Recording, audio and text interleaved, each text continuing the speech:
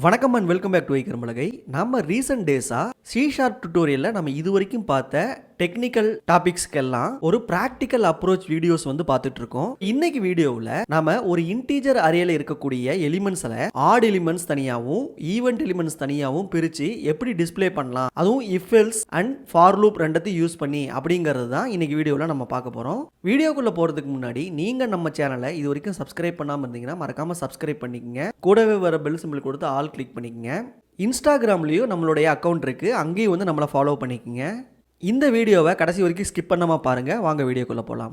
இன்னைக்கு நம்ம கிட்ட இருக்கிற டாஸ்க் வந்து ஒரு இன்டீஜர் அரேல இருந்து ஆட் எலிமெண்ட்ஸ் தனியாகவும் ஈவென்ட் எலிமெண்ட்ஸ் எடுத்து ஒரு ஸ்ட்ரிங்கில் டிஸ்பிளே பண்ணி காட்ட போறோம். ஸோ இந்த டாஸ்க்கு ஃபர்ஸ்ட் நம்ம ஒரு இன்டீஜர் அரேவை எடுத்துக்குவோம். ஸோ இப்போ நம்ம பொசிஷன் அப்படிங்கிற ஒரு வேரியபிள் நேம் உள்ள ஒரு இன்டீஜர் அரேவை எடுத்துக்கிட்டோம். இதில் வந்து பார்த்தீங்கன்னா நமக்கு 3, 2, 8, 9, 1, 7, 4, 6 அப்படிங்கிற எலிமெண்ட்ஸ்லாம் இருக்கு.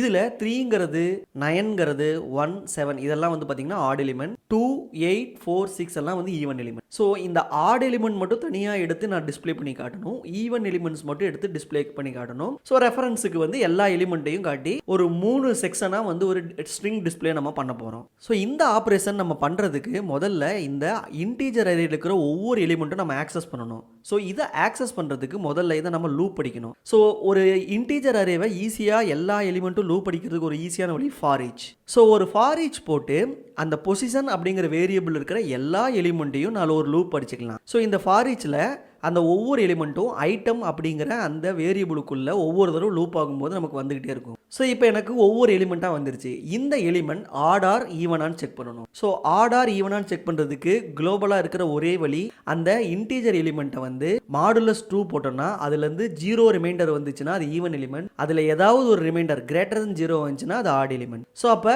இதை நம்ம அந்த மாடுலஸ் கால்குலேஷன் போட்டாலே ஒர்க் அவுட் ஆயிரும். ஸோ அந்த எலிமெண்ட்டு ஆடா ஈவனான்னு செக் பண்ணுறதுக்கு ஒரு இஃப் எல்ஸ் எழுதிக்கிட்டேன்.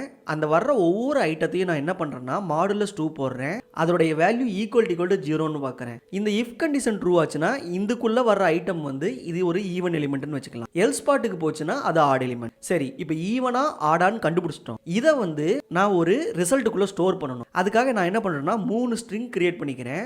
எல்லா எலிமெண்ட்டும் போடுறதுக்கு ஒரு ஸ்ட்ரிங், ஆட் எலிமெண்ட்ஸ் மட்டும் போடுறதுக்கு ஒரு ஸ்ட்ரிங், ஈவன் எலிமெண்ட் மட்டும் போடுறதுக்கு ஒரு ஸ்ட்ரிங்னு 3 ஸ்ட்ரிங் கிரியேட் பண்ணிக்கிறேன். ஸோ இந்த ஸ்ட்ரிங்ஸ்ல நான் ஃபர்ஸ்ட் ஈவன் எலிமெண்ட்ஸை வந்து ஸ்டோர் பண்றதுக்கு என்ன பண்ணணும், இஃப் கண்டிஷன் ட்ரூ ஆச்சுன்னா ஈவென்ட் எலிமெண்ட்டை ஸ்டோர் பண்ணணும். ஸோ அதுக்கு என்ன சிம்பிளான கோட் அப்படின்னு பார்த்தீங்கன்னா நான் ஈவென்ட் எலிமெண்ட் அப்படிங்கிற அந்த ஸ்ட்ரிங்கை வந்து என்ன பண்றேன்னா அங்க ஒரு ஸ்ட்ரிங் கன்கார்டினேட் பண்றேன். ஸோ ஈவென்ட் எலிமெண்ட் அப்படிங்கிற அந்த ஸ்ட்ரிங்குக்கு ஈக்குவல் போட்டு அந்த ஐட்டம் வருது பார்த்தீங்களா அந்த வேல்யூவை கன்கார்டினேட் பண்ணிக்கிறேன். கூடவே கமா ஆட் பண்ணிக்கிறேன். ஏன்னா எனக்கு கமா போட்டு வரணுங்கிறனால இப்படி ஒரு ஸ்ட்ரிங் கன்கார்டினேட் ஃபார்மேட் பண்ணிக்கிறேன். இந்த பிளஸ் ஈக்குவல்ங்கிற சிம்பிளை நம்ம ஏற்கனவே சொல்லியிருக்கோம். ஸோ பிளஸ் ஈக்குவல்ங்கிறது ஒரு கம்பைன்ட் ஆப்ரேட்டர். ஸோ இந்த கம்பைன்ட் ஆப்ரேட்டர் நமக்கு என்ன பண்ணுதுன்னா 2 ஸ்ட்ரிங்கை கன்கார்டினேட்டும் பண்ணும், அதை அசைன்மெண்ட்டும் பண்ணும். So even element plus equal to items அப்படின்னா என்ன அர்த்தம்னா event elements equal to event elements plus items அப்படிங்கிறதா மீனிங். ஸோ என்னுடைய சுருக்கமாக இது எழுதியிருக்கும். இப்போ ஒவ்வொரு தடவை லூப் ஆகும்போது ஈவென்ட் எலிமெண்ட்டாக இருந்துச்சுன்னா நமக்கு ஒவ்வொரு ஐட்டமாக வந்து கமா போட்டு அப்படியே ஆட் ஆகிட்டே வரும்.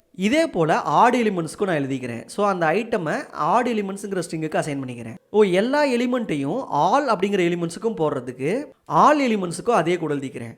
ஸோ எந்த ஒரு கண்டிஷனும் இல்லாமல் எல்லா எலிமெண்ட்ஸையும் ஆல் எலிமெண்ட் அப்படிங்கிற ஸ்ட்ரிங்குக்குள்ள நான் கன்கார்டினேட் பண்ணிக்கிறேன். எப்போ அந்த ஐட்டம் வந்து ஈவன் எலிமெண்ட்டாக வருதோ அப்போ ஈவன் எலிமெண்ட்டுங்கிற ஸ்ட்ரிங்குக்கு அதை கன்கார்டினேட் பண்ணிக்கிறேன். எப்போ அது ஆட் எலிமெண்ட்டாக இருக்கோ ஆட் எலிமெண்ட் அப்படிங்கிறதுக்கு கன்கார்டினேட் பண்ணிக்கிறேன். ஸோ எப்போ இந்த லூப் முடியும் போது எனக்கு என்ன ஆகும்னா ஈவன் எலிமெண்ட் அப்படிங்கிற ஸ்ட்ரிங்குக்குள்ள எல்லா ஈவன் எலிமெண்ட்டும் எனக்கு கமா போட்டு கிடைச்சிரும். அதே போல் ஆட் எலிமெண்ட் அப்படிங்கிற ஸ்ட்ரிங்குக்குள்ள எல்லா ஆட் எலிமெண்ட்டும் எனக்கு கமா போட்டு கிடைச்சிரும். ஸோ ஃபைனலாக இந்த 3 ஸ்ட்ரிங்கையும் console.write லைனில் டிஸ்பிளே பண்ணிடலாம். எலிமெண்ட்ஸ் எல்லா எலிமெண்ட்ஸும் வந்துடும் அப்படிங்கிற மாதிரி போட்டுக்கிறேன். அதே போல் ஆட் எலிமெண்ட்ஸுக்கு ஒரு ஸ்ட்ரிங்கை கன்கார்டினேட் பண்ணி ஒரு ரிசல்ட்டாக காட்டிடுறேன், ஈவனுக்கும் காட்டிடுறேன். சரி, இப்போ நமக்கு கோட் ரெடி. இதை ரன் பண்ணி பார்ப்போம். இதை நம்ம பில்ட் பண்ணிட்டு ரன் பண்ணுவோம். ஸோ இப்போ பாருங்க, நமக்கு எல்லா எலிமெண்ட்ஸையும் நம்ம போட சொல்லியிருந்தோம். ஆல் எலிமெண்ட்ஸ் அது எல்லாம் வந்து பார்த்தீங்கன்னா 3, 2, 8, 9, 1, 7, 4, 6 வந்துருச்சு.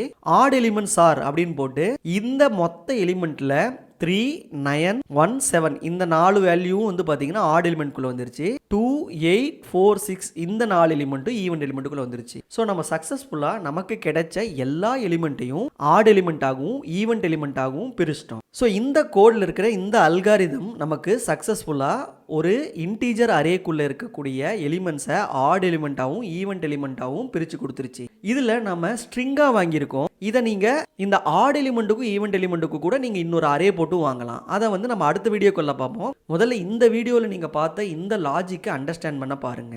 எப்படி நம்ம கோட் எழுதி எப்படி இந்த அப்ரோச்சுக்குள்ளே வந்தோம், எப்படி இது ஒர்க் ஆகுது அப்படிங்கிறதெல்லாம் அண்டர்ஸ்டாண்ட் பண்ணுங்க. நம்ம நெக்ஸ்ட் வீடியோவில் இதை இன்னொரு அரேக்குள்ளே வாங்குற மாதிரி எழுதி காட்டலாம்.